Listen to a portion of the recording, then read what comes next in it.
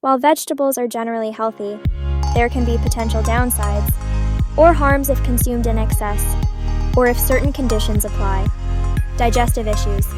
Excessive consumption of high-fiber vegetables can lead to bloating, gas, or digestive discomfort. Thyroid problems.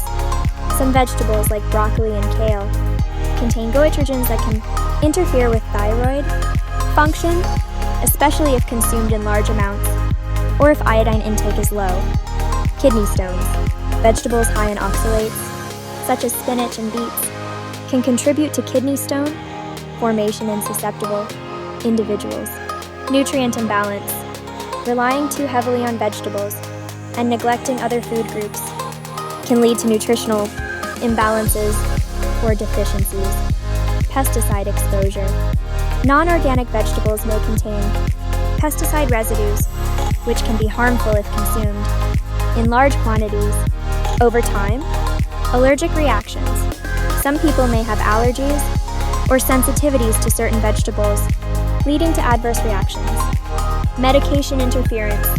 Certain vegetables can interact with medications, such as leafy greens, affecting blood thinners due to their vitamin K content.